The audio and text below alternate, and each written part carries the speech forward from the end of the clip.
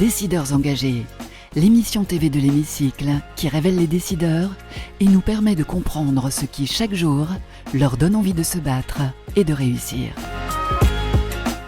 Bienvenue dans On se dit tout, l'émission des décideurs engagés sur l'Hémicycle TV, et j'ai le plaisir de recevoir aujourd'hui Pierre-André. Bonjour. Bonjour. Merci beaucoup d'être avec nous dans On se dit tout.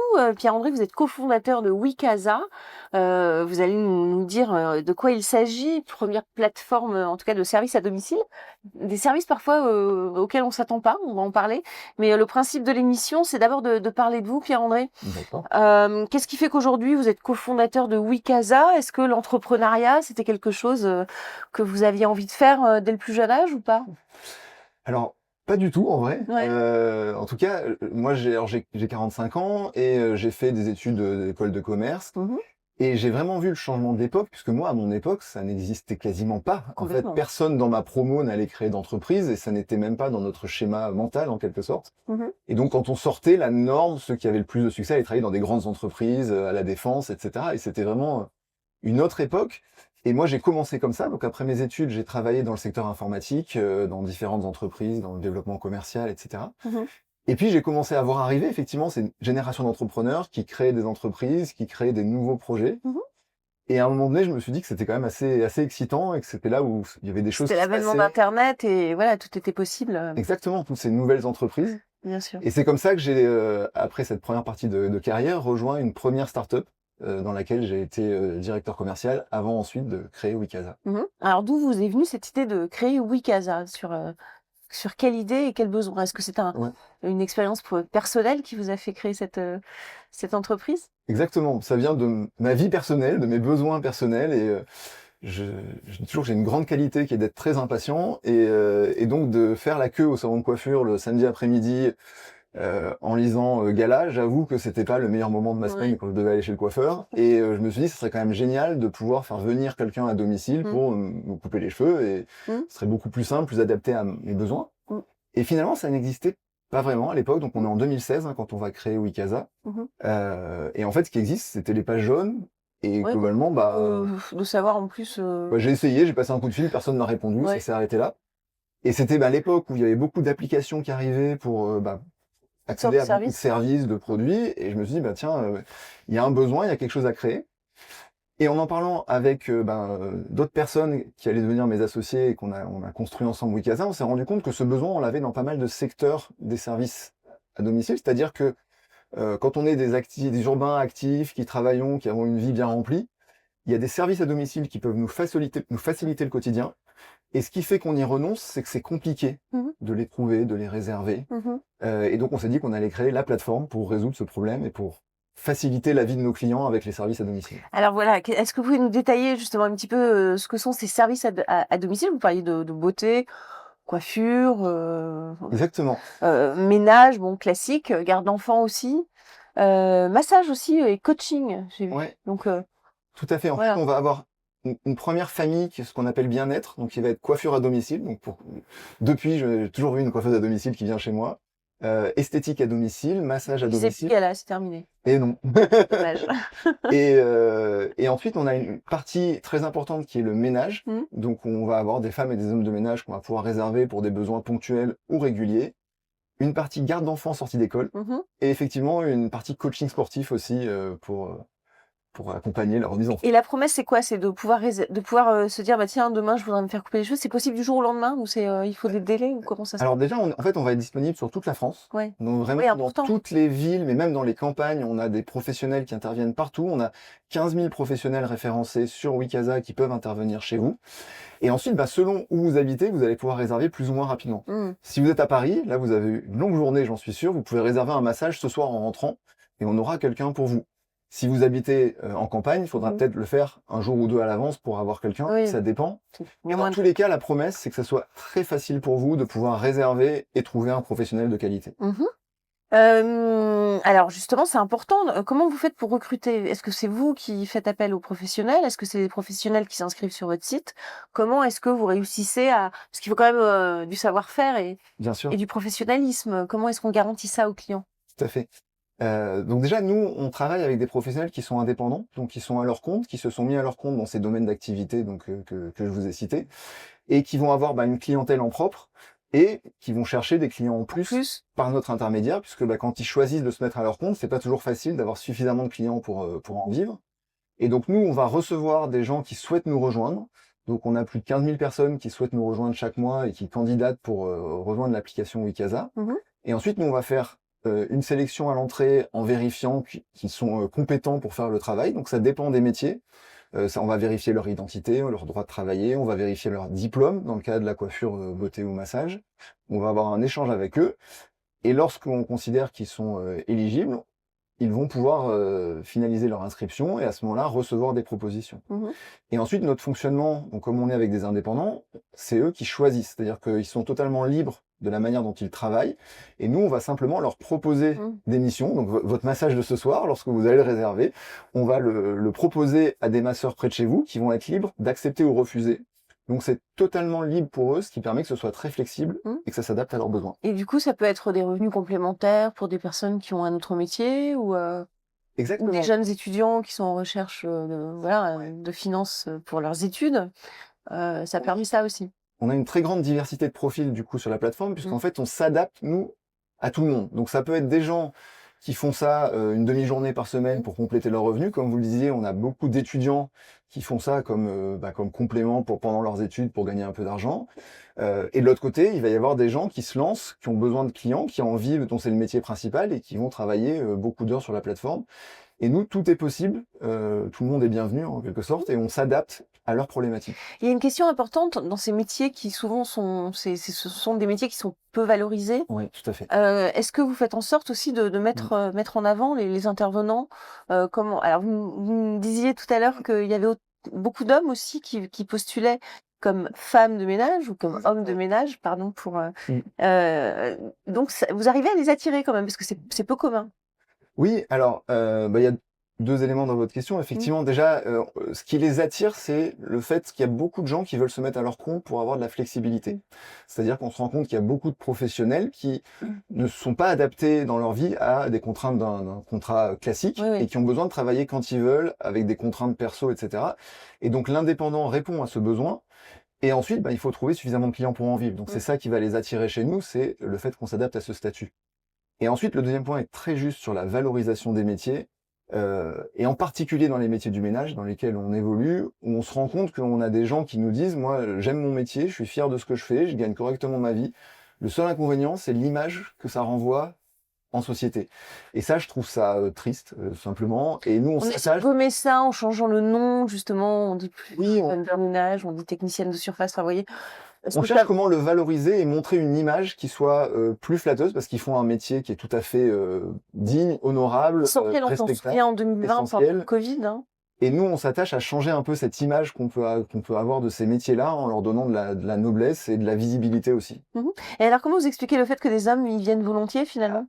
Ça, c'est intéressant parce que c'est pas très, dans la culture française, pas forcément très développé. Effectivement, on a l'image de la femme de ménage, effectivement, et nous, ce qu'on va avoir sur Wikasa, c'est presque 30% d'hommes dans notre réseau. Et je pense qu'on est probablement parmi les sociétés qui font du ménage chez des particuliers, ceux qui ont le plus d'hommes. Et je dirais que c'est un choix presque militant. En tout cas, on est très sensible chez Wikasa au thème de l'égalité homme-femme. Alors là, on le fait un peu à l'envers, à l'envers en quelque sorte, mais aussi pour dégenrer ce métier qui n'a rien en soi de féminin. En fait, les hommes sont tout à fait capables, monsieur, tout le monde est exigeant, exactement, de faire le ménage. C'est vrai. Et pour cela, en fait, lorsque le client réserve la première fois, il n'a pas le choix de la personne qui viendra chez lui. C'est nous qui allons proposer aux intervenants, et c'est eux qui vont choisir d'accepter ou non. Et donc, lorsque vous réservez, peut-être que vous aurez la surprise d'avoir un homme parce que vous n'y pensiez pas. Et peut-être que si vous lui faites confiance, vous vous rendrez compte qu'en fait, il sait faire le ménage et qu'il le fait très bien. Et ça permet justement de changer un peu cette image qu'on peut avoir sur ces métiers-là. Justement, est-ce que vous les formez un petit peu parfois ou pas du tout Ouais. Alors, c'est important aussi. Ça n'improvise pas, mine de rien. Ouais. Nous, on va travailler avec des indépendants. Donc, en fait, c'est eux qui vont se former, qui vont avoir l'expertise. Et nous, on est là pour leur apporter de la clientèle. Donc, finalement, nous, on va pas avoir d'action de formation, puisqu'on va travailler avec des gens qui savent déjà faire le métier. Il peut y avoir des retours, des réclamations. Enfin, Alors, il peut y avoir des réclamations, puisque c'est un métier de service. Et donc, chaque session va être différente. Chaque client peut avoir aussi des attentes différentes. Et nous, on va être là aussi pour accompagner ça. C'est-à-dire que s'il y a des réclamations, à la fois essayer de satisfaire le client, à la fois essayer d'aider le professionnel pour qu'il s'améliore. et réussir à faire la part des choses, puisque parfois il peut aussi y avoir des réclamations qui sont pas toujours justifiées, C'est vrai. et de savoir essayer de faire le médiateur, je dirais, entre les deux. On va parler de développement durable avec la question du World Impact Summit à présent, et c'est juste après le jingle.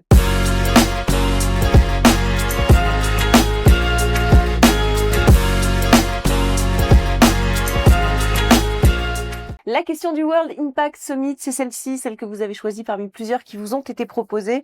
À l'heure du purpose washing, comment est-ce que vous donnez du sens et des preuves de vos engagements en matière de responsabilité sociale et environnementale?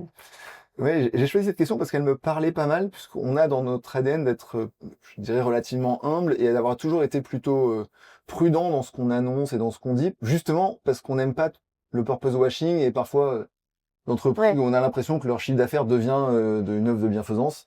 Et donc, quelque part, on essaye de ne pas tomber dans cet extrême. Et en même temps, on est vraiment une société qui a beaucoup d'impact, tout simplement parce que notre activité, c'est de créer du travail pour des gens qui en ont besoin et du temps libre pour des gens qui en ont besoin aussi. Bien Et donc, il y a beaucoup de sens dans ce que l'on fait et beaucoup d'impact à travers les milliers de professionnels qui gagnent leur vie en partie grâce à Wikaza.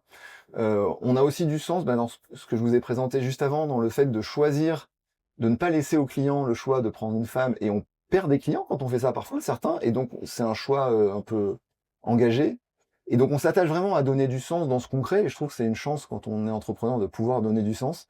Mais on est toujours un peu timide ou gêné dans la façon de l'annoncer, justement pour éviter de tomber dans ces caricatures. Donc je trouve que c'est difficile, voilà, de trouver le juste milieu. Ouais, c'est peut-être une question culturelle, d'ailleurs, c'est peut-être pas le cas dans les autres pays, si. C'est Ça vrai, dépend. c'est vrai on a peut-être plus cette gêne en France Ouais. que dans d'autres géographies. Question d'un étudiant de Centrale Supélec à présent, juste après le jingle.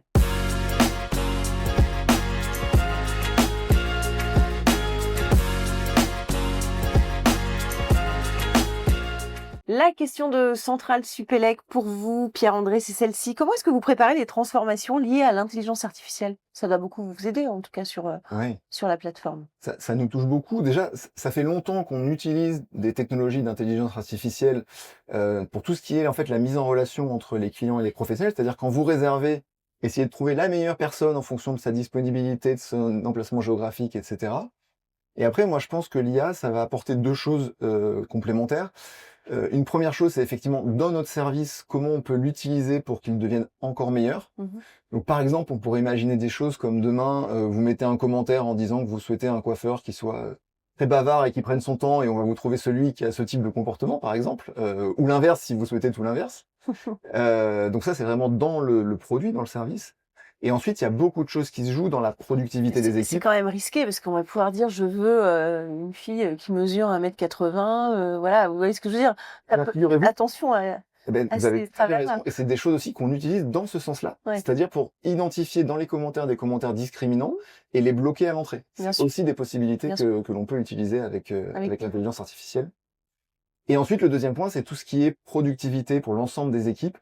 Et là, il y a beaucoup de choses qui vont accélérer le travail des équipes de développement, au service client pour aider au traitement des tickets, etc. Et ça, c'est des choses où on est très actif parce qu'on est dans des métiers sur des petits paniers où les clients payent relativement peu cher de l'heure. Donc, il faut qu'on soit très automatique pour que tout ça fonctionne. Oui, c'est pas cher parce qu'il y a le fameux crédit d'impôt en France qui existe encore et qui a vocation, on l'espère, à durer. Exactement. Le crédit d'impôt, c'est vraiment quelque chose qui soutient l'emploi, puisqu'en France, vous bénéficiez de 50% de crédit d'impôt sur les services à la personne, donc comme le ménage chez Wikaza. Et ça a permis vraiment, par rapport aux autres pays, qu'il y ait beaucoup moins de travail non déclaré en France que dans les autres pays. On est à moins de 40% en France. Mmh. Pour vous donner une idée, en Allemagne, ils sont Oui, t'as- 90, Ouais, donc c'est c'est énorme. énorme. Et aussi, on se rend compte que dans les pays qui n'en ont pas, il y a moins de fréquence de consommation. Les gens vont faire du ménage toutes les 2 semaines. Mmh. Et à votre avis, qui fait le ménage Ouais, une oui. semaine? C'est souvent la Ouais. femme dans le couple. Et donc, c'est aussi vraiment un dispositif qui favorise le travail et la vie active des couples mariés. Qui aide à l'égalité Et homme-femme. qui aide à Assurée. l'égalité homme-femme, En exactement. quelque sorte. Merci beaucoup, c'est l'heure de la question de l'hémicycle à présent. Et là, c'est vous qui allez peut-être poser des questions, interpeller. C'est vous qui voyez la question de l'hémicycle.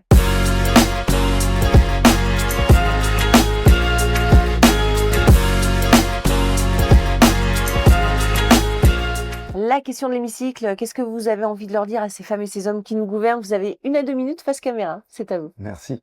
Alors comme je l'ai expliqué, comme vous l'avez compris, nous sommes une plateforme qui met en relation des professionnels indépendants avec des clients.